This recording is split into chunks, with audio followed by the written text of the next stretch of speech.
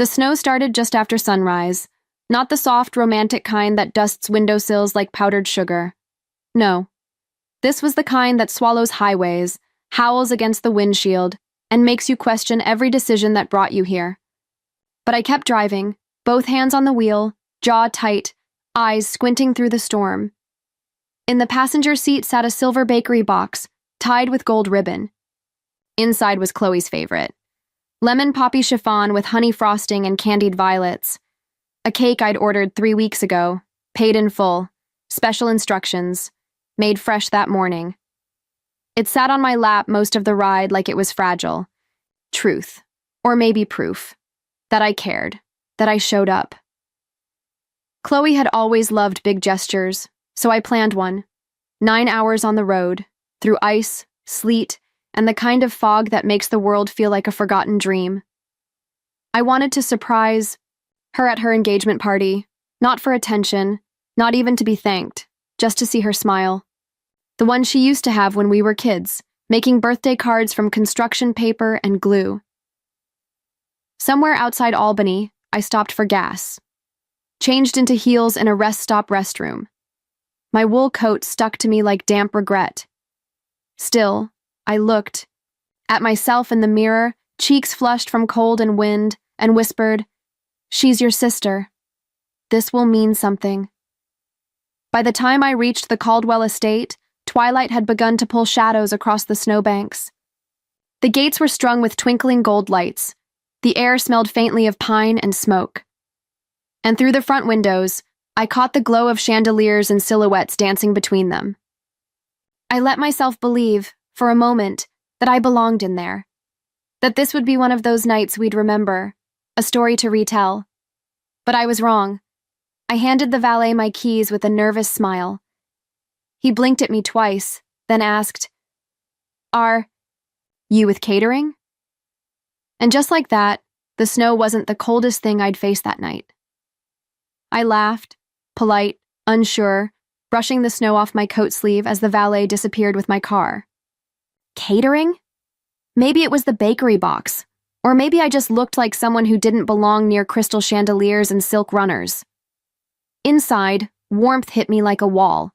Vanilla candles, polished marble floors, a string quartet playing something. Classical but forgettable. And yet, the chill from outside didn't leave my spine. I stepped into the grand hall, clutching the cake like a peace offering, trying to blend in, trying not to look too eager, but the room didn't blend back. Nobody turned to greet me. No one called my name, just soft glances over champagne glasses. Smiles that vanished the second I looked up. The kind of smiles that were trained, not warm. I spotted Chloe near the floral archway. She looked stunning, of course, like she'd been painted into the frame. Blush pink gown, curls pinned like a bridal magazine spread. She was laughing at something Ryan whispered, until she saw me. Her smile stuttered, then dropped completely. "You actually came?" she said, not moving toward me. Not even reaching for the cake. "I drove all day," I offered, voice lighter than I felt. Surprise, a pause, then, "I didn't think you'd, make it in this weather." I nodded, setting the box gently on the dessert table, right beside trays of macarons and a tower of eclairs. "Well, I did. Wouldn't miss it." She didn't thank me, didn't introduce me to the cluster of guests around her. Just turned, whispered something to Tasha, and melted back into the crowd. That's when I heard it, a soft, unmistakable whisper behind me. "She wasn't on the list, was she?" And laughter. Not loud, but loud enough. I didn't flinch. Not on the outside. I just stood there, the way people stand in galleries staring at portraits of strangers. They're told to love. I scanned the tables, looked for a name card, mine. Checked the edges, the kids section, even the DJ's booth. Nothing. The only empty seat I found was by the dessert station. Just as I moved toward it, a waiter stepped in with a polished smile. "Oh, I'm sorry. That's for the DJ's assistant." I stepped back, nodded, said, "Of course." But in that moment, I knew. I wasn't forgotten. I was erased. I drifted toward the edge of the room, coat still draped over my arm like a shield. I didn't belong in anyone's conversation, so I lingered near the dessert table, watching people float past like I was part of the decor. No one stopped. No one asked who I was. Across the ballroom, a projector screen glowed to life. Faint music, then flickering images. A slideshow. Chloe blowing out birthday candles, Chloe at dance recitals, Chloe in graduation robes with our mother. Hugging her tightly. Frame after frame, years of memories, carefully curated. I waited to see myself, but I didn't come. Not in prom photos, not at beach vacations, not even the Christmas mornings we'd spent together before I moved away. Like, I'd been cropped out. Like I was never there. I blinked hard, then wandered toward the coat room to regroup. I just needed a minute, a quiet space to breathe. That's when I saw it. An ornate silver tray laid out on a velvet table. 10 identical gift boxes, wrapped in ivory paper and tied with blush pink ribbon. Each one labeled in delicate cursive, Tasha, Rachel, Cam, Hannah. Even Chloe's college roommate, who once drunkenly called me boring at a New Year's party. No Lena. No note. No box. Not even a scribbled name tag forgotten in the rush. I sat on the bench beside the tray and exhaled slow, like maybe breathing could slow the ache blooming in my chest. Then, my phone buzzed. A group text. Bridal party. Final reminders. I wasn't supposed to be on it. Maybe someone added me by mistake. Maybe fate did it on purpose. Most messages were logistics, hair appointments, vendor check-ins, flower counts. But then I saw it. Timestamp, 9:14 a.m. from Chloe's number. She doesn't fit the look. We'll say the list was full. My throat went dry, the kind of dry that no glass of water could fix. I stared at the screen, willing it to change, but it stayed the same. Permanent. Meant to be read by everyone except me. Not an accident. A plan. I closed the thread, slipped my phone into my pocket, stood slowly, the coat still in my arms. But I no longer felt cold, just hollow. This wasn't a misunderstanding. It was erasure, carefully crafted, rehearsed, and signed with a smile. I left the coat room on autopilot, each step heavier than the last. I didn't cry. Not yet. Not there. Instead, I drifted down a side hallway I hadn't noticed before, dimly lit, lined with warming trays and carts stacked with untouched hors d'oeuvres. The air smelled like rosemary and bleach, oddly sterile. For a night meant to sparkle. I only meant to find the restroom. But then I heard it. Laughter. Not just any laughter. Chloe's. It echoed, loose and careless, just around the corner. I froze. Their voices bounced off tile and linoleum, louder in that narrow corridor than they probably realized. She actually came? Someone said, already laughing. That was Tasha. I'd recognize that sing-song cruelty anywhere. Then Chloe's voice joined in, soft and biting. Can you believe it?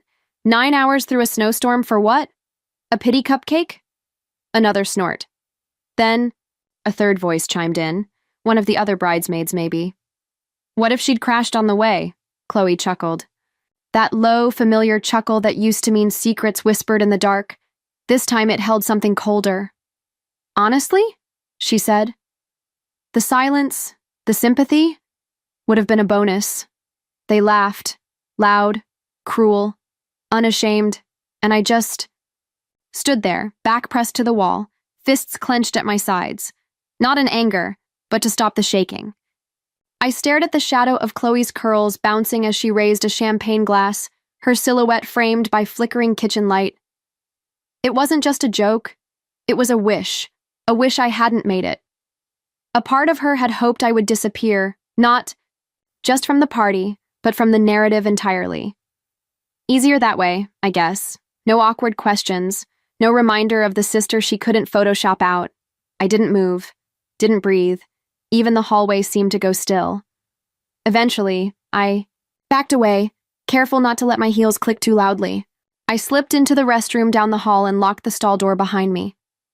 My breath hitched, then steadied, then broke again. I didn't sob. I didn't scream. I just leaked, like a faucet that had been dripping for years, ignored until the pressure cracked something deep inside. And still, not a single soul came looking for me. No one noticed I was gone, because to them I'd never really been there. Not as a guest, not as a sister, not as family. By the time I slipped out the side door and into the parking lot, the snow had started to fall again. Light, delicate, almost gentle. It didn't sting like it had earlier. Maybe because the real sting was behind me now. I sat in my car for a long time, just breathing, just existing. I stared at the passenger seat where the cake had once rested, ribbons now untied, box unopened, untouched, like I had been. My phone buzzed. 14 missed calls, none from Chloe, none from my mother, just cousins, aunts, people who hadn't spoken to me in years suddenly had opinions. I scrolled through the messages, eyes skimming past the lines I'd already memorized. Why would you just leave? You embarrassed Chloe. She didn't need that drama tonight. And then, the one that stopped my breath cold. From my mother, sent to the family group chat. She's been emotionally unstable lately. Just give her space. That was it. That was the version of me they'd decided to share. The rewrite had already begun. No mention of the storm, of the cake, of the hallway whispers that still echoed like knives. Instead, I was cast as the problem. Again, the dramatic sister, the attention seeker, the unstable one. It wasn't just personal anymore. It was curated, distributed, scripted for maximum control. I checked Chloe's Instagram. She'd posted a carousel, her in that blush pink gown, surrounded by her bridesmaids in white faux fur shawls, all laughing under twinkling lights. The caption? A perfect night with all the people I love, harsh engaged life. Blessed, I wasn't. In the frame, I wasn't tagged. I wasn't even a footnote. And yet, I wasn't surprised. What caught me off guard was a DM from an old college friend. Weren't you at Chloe's party? She said you couldn't make it. Everything okay? I stared at it, then back at the photo. That's when it hit me. This wasn't just about leaving me out. It was about removing me, erasing me from the memory before it was even fully lived. And for the first time that night, I didn't cry. I didn't shake. I felt something different, clear. I didn't want revenge. I didn't want apologies. I wanted truth, and if they were going to rewrite the story, I was going to publish the real version first. The next morning, the sky was a pale, indifferent gray. I sat cross-legged on my bed in the same clothes I'd worn the night before. Hair, tangled, makeup smudged, the faint scent of buttercream still clinging to my coat draped over the chair. My phone sat face down on the nightstand, buzzing every few minutes like a guilty conscience. I didn't reach for it. Instead, I opened my laptop and clicked into a folder I'd labeled the night before. Truth. Inside were 3 files, a photo of the untouched cake sitting on the silver prep table, a blurry selfie I'd taken outside the venue, cheeks red, holding the box like it meant something, a screenshot of the group text I was never supposed to see, Chloe's message. She doesn't. Fit the look? Say the list was full. I selected all 3, uploaded them to Instagram, and wrote the caption slowly. Sometimes you show up for people who wouldn't shovel your name off a sidewalk, but that's how you learn. Some things you do out of love. Some things teach you who deserves it. I turned off comments after 20 minutes. Then I opened a new email. Subject line, receipt, cake, Chloe's engagement. I attached the bakery invoice, the one with the custom flavor and early delivery, time, plus the same 3 photos from my post. I sent it to 3 people, my mother, Chloe, and Aunt Elise. No commentary, no anger, just proof. Then I opened a second email, this one to the public relations department of the company where Ryan, Chloe's fiancé, worked. Attached were the same files, plus a PDF of the bridal group chat. I didn't write anything in the body. Didn't need to. They'd see what they needed to see. This wasn't revenge. It was documentation. They wanted to pretend I'd made a scene. That I was unstable, emotional, inventing stories for sympathy. But I had time-stamped images, screenshots, receipts with my name on them. Let them explain that. That night, as the snow returned in thin, harmless flurries, my phone buzzed again. Text from Tasha. You didn't hear this from me, but Ryan just postponed the engagement dinner with his parents. Said something came up. I didn't respond. I didn't need to. For the first time in years, I wasn't the one spinning in. Circles trying to be understood, they were. Saturday arrived dressed in fake cheer, the kind that smelled like maple syrup and forced civility. I stepped into Aunt Elise's home just after 10. White platters of melon slices and sticky buns lined the buffet. Chloe stood at the far end of the dining room, surrounded by bridesmaids in matching sweaters, a champagne flute in hand, smile polished to perfection. From across the room, a few glanced at me, then quickly looked away. I took a seat near the window, strategic. No one had to face me unless they chose to. They didn't. Chloe tapped her glass with a manicured nail. The room hushed. I just want to say, she began, syrup in her voice. This week reminded me how important it is to choose love over ego. Family isn't about drama. It's about grace. A few people chuckled softly. A dig, disguised as diplomacy. I sipped my juice, calm. Then stood. Mind if I say something too? Forks paused midair. Aunt Elise froze, eyes narrowed. Chloe blinked, lips still parted from her speech. I didn't wait. I drove 9 hours through a snowstorm last week, I said, voice steady, controlled. I brought a cake I ordered 3 weeks in. Advance. Your favorite, Chloe. I arrived soaked, freezing, exhausted, and what I got was silence. The room tensed.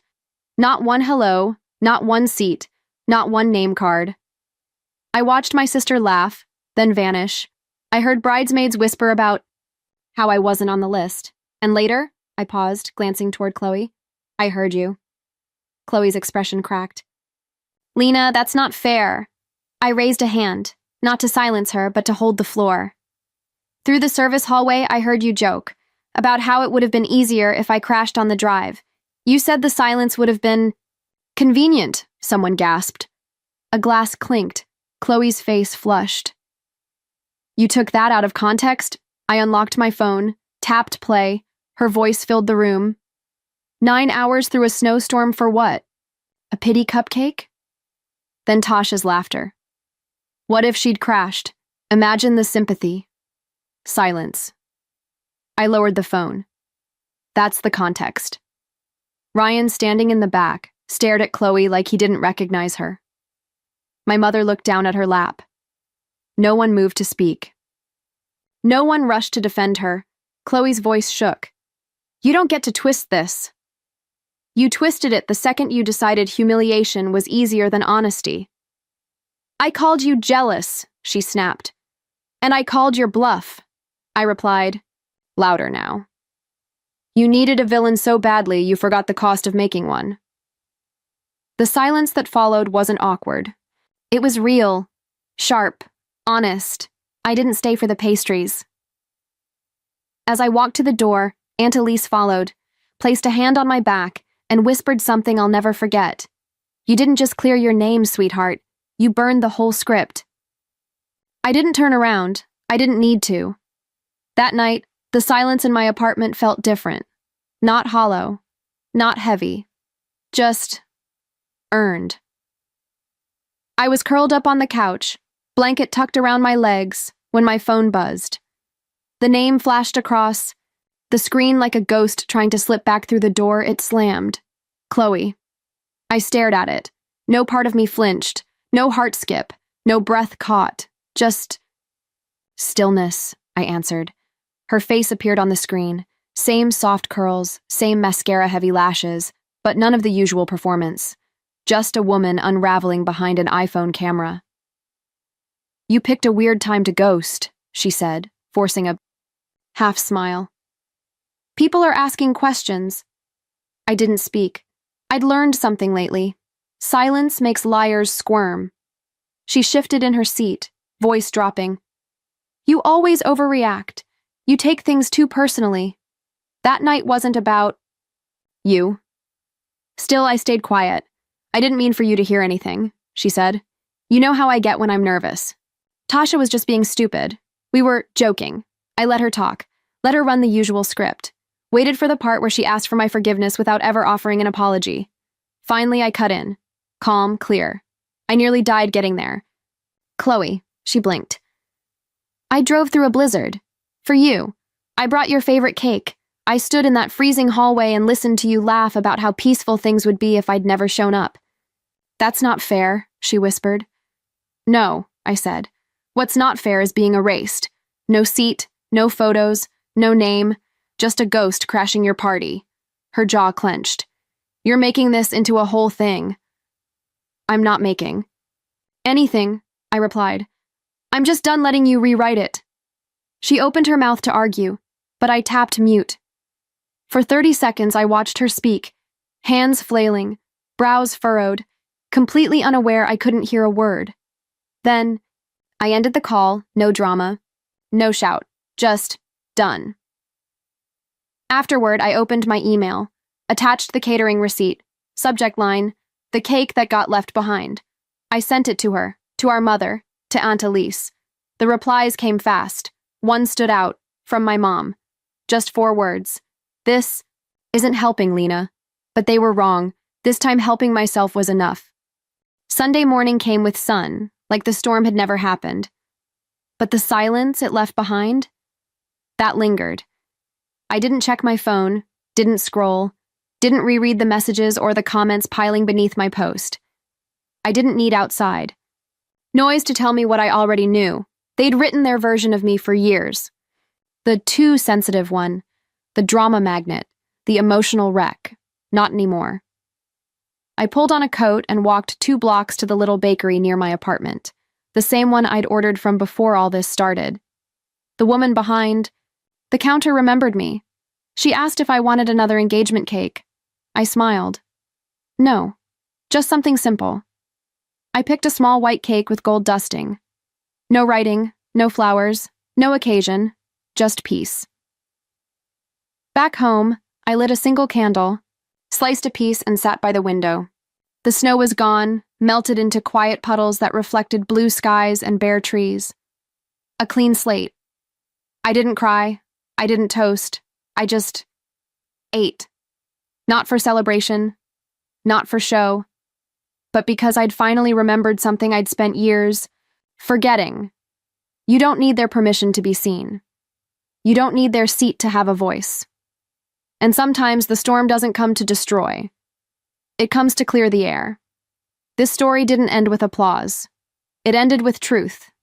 And a slice of cake that finally belonged to me.